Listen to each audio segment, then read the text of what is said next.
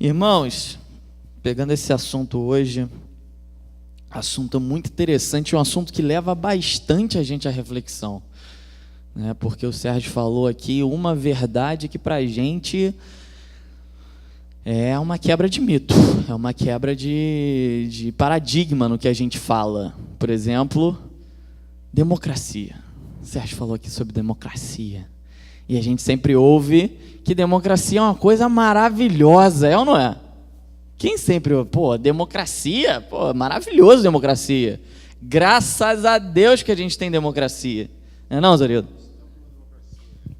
Estamos numa democracia, né? E hoje mesmo eu estava vendo uma reportagem de um jornal que estava falando assim, eu não sei se eu vou lembrar direitinho, mas assim, que eu vi de manhã, mas era tipo assim, 15 advogados pela democracia pedem a prisão do juiz Moro. Aí eu falei assim, caraca, pela democracia, né, o pessoal quer a prisão do Moro.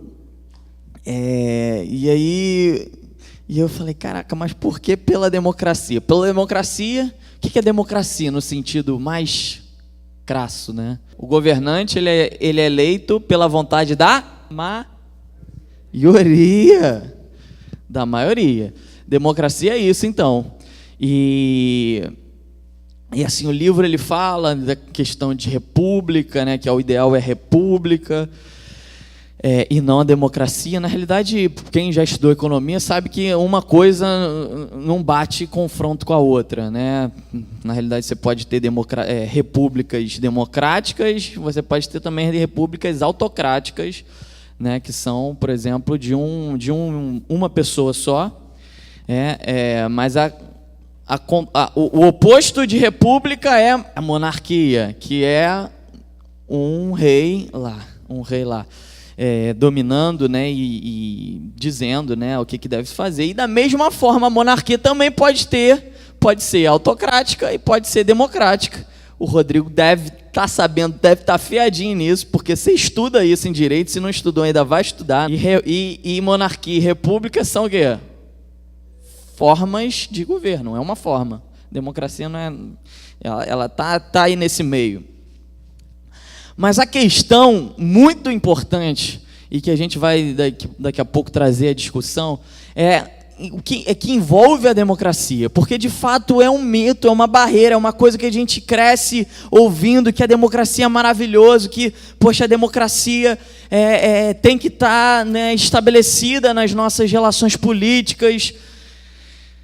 E aí a gente vai vendo, né? Hoje o livro fala, o Sérgio apresentou um pouco aqui, a gente vai vendo que não é bem assim. Será que é assim mesmo? Né? Porque, como eu disse, a democracia é o estabelecimento da vontade da maioria.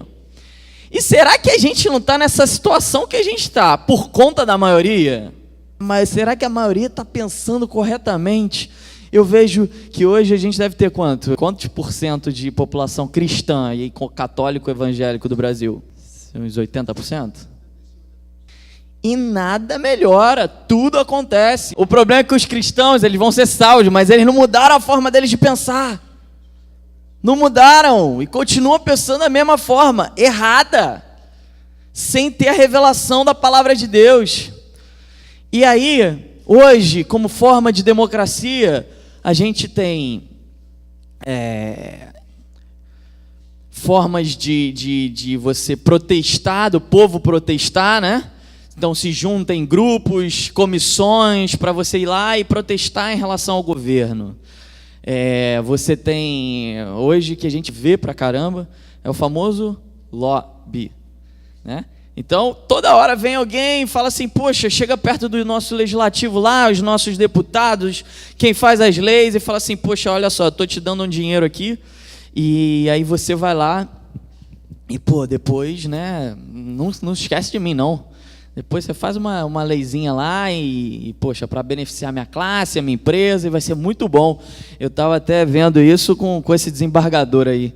Ele fez uma doação para um daqueles advogados que entraram com um habeas corpus, né, peticionando a a saída do Lula, né, da prisão. Então, e os caras foram justamente lá na hora do plantão dele, protocolaram. Enfim, é tudo amigo, mas o que a gente vê é isso, e eu vejo isso, né, na Receita Federal, eu vejo isso em outros órgãos, né, o governo não atendendo muito dos nossos pleitos da Receita, né, por questões, né, que a gente não gosta nem de falar. Mas a gente vê isso direto, né? Empresários, pessoas influenciadoras chegando fazendo lobbies, né? Para quê? Para que aquela vontade daquele povo depois pudesse reverter. Vocês conhecem a Amazon? A Amazon gigante, Jeff Bezos hoje o maior, mais rico do mundo, a Amazon dominando todos os mercados, né? Os Estados Unidos, eles são gigantescos, os caras fazem tudo de tudo. E daqui a pouco estão vindo para o Brasil entrar de uma forma incrível, fortíssima. E qual é a meta dele? Que eles fazem exatamente isso. Os caras chegam, e aí, pô, agora o novo mercado Brasil. Aí como que os caras fazem? Colocam o preço lá embaixo, em 5 anos operam no vermelho, os caras têm um cobertor gigantesco, operam no vermelho, preço baixinho, quebra todo mundo e os caras viram monopólio, pá. E aí faz o quê? Desestimula, desequilibra a economia. Isso é horrível, né? Infelizmente, a gente gira em torno do dinheiro, né? Mas, enfim. Então, o que eu estava falando é que a democracia é a vontade da maioria, né? E será que Deus pensa sobre a democracia para a gente? O nosso sistema de governo é de fato a democracia?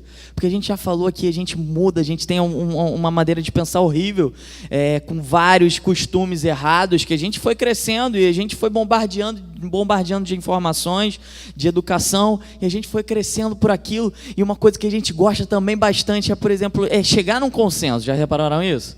A gente sempre gosta de chegar num consenso, todos gostam, né? Poxa, vamos agradar um pouquinho aqui o Rodrigo, a gente está numa situação, a gente precisa definir alguma coisa, e aí a gente sai daquela discussão, né, da empresa, definindo um pouquinho, ajudando um pouquinho o Rodrigo, ajudando um pouquinho o Zorildo, a minha opinião também ela um pouco, e a da Cris. Só que no final, isso é complicadíssimo, né? E aí tem que atender a todo mundo, e é isso mais ou menos que faz a democracia. Mas eu penso, a palavra de Deus, ela fala exatamente o contrário. Se a gente seguisse exatamente o modelo de Deus para a política, isso não aconteceria jamais. E hoje o nosso tema principal é política, tá? Então a gente vai vai ficar mais fincado na política, porque Deus, ele não pensa assim. O que Deus pensa sobre, por exemplo, o divórcio? O Sérgio falou ali. Deus condena o divórcio, né? Condena. Não existiria o divórcio por Deus, né? Pela vontade de Deus, tirando um ou outro caso, né? Claro, alguns casos que... Mas não, pela vontade da maioria e aquelas coisas, e aí as coisas começam a ser flexibilizadas, o casamento homossexual. A verdade é que a verdade é absoluta, e a verdade é a palavra de Deus.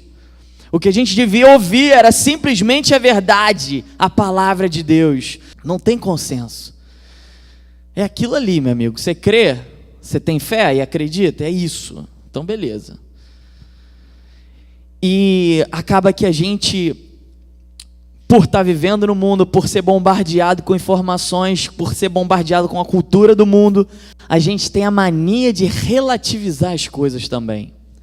Então a gente tudo quer discutir para chegar num consenso, para chegar num debate, fazer e não, então é mais ou menos por aqui. Enquanto que a palavra de Deus, ela é sim, sim, não, não, ela é absoluta.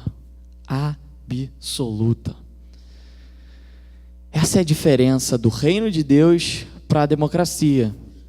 A democracia, a vontade é decidida por uma maioria, que é o povo, que não sabe escolher, que não sabe decidir. Já o reino de Deus, ele é decidido por um rei. E ele é o absoluto, ele é o sabedor de todas as coisas.